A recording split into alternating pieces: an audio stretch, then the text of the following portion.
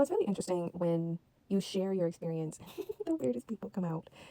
Here's one of the reasons why I really, really struggle when people often say if you get into some type of issue, find a black woman. Because this morning I was walking my dog. It wasn't even 5:45, and I posted on another app talking about this as well. And we're in this large area, and he's sniffing. And normally I put his long leash on so he can run around. And I heard someone say, hey, lady, you right there, you. And I'm looking around because there's like one or two other people out. And I'm like, all right, you're not talking to me.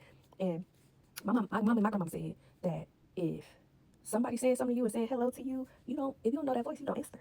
So I politely was minding my business because I was like, you're not talking to me. It's dark. It's too early for this. I'm just trying to take my dog to get some exercise. And the other issue is that I could not see the person. And my dog is very protective. Anytime we're out, he doesn't even let people get close to me before he's like scoping out what's going on. And I was like, you know what? I don't like this. So I started walking away. He was like, don't you walk away from me, you bitch. And I said, oh, that's interesting. I'm going to keep walking away now. And what I find interesting is I purposely stood in front of a home that I know has a Ring camera.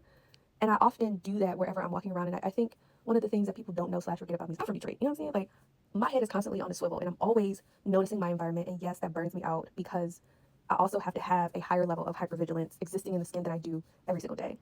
And I saw people walking past as I heard this, and people are like, "Well, could you get pepper spray? Could you?" I could not see the person, so I'm not. I don't mind the recommendations, but how can you protect yourself when you can't even see the person that's doing that?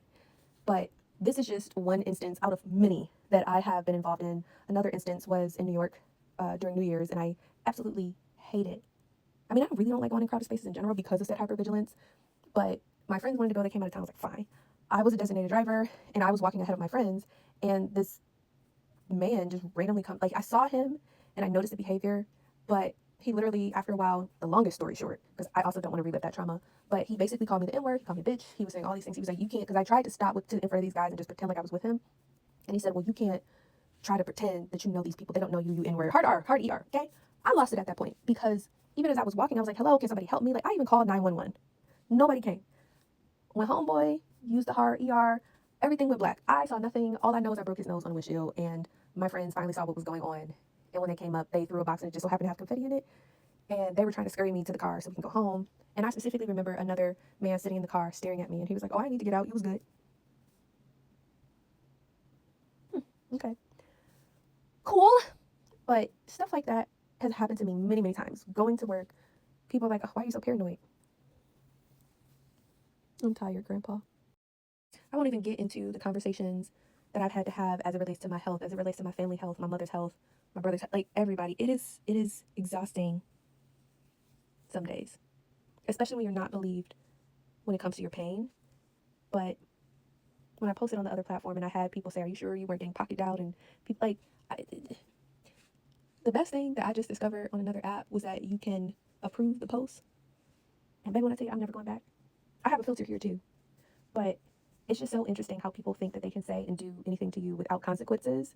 And that is not my truth. That is not my story moving forward.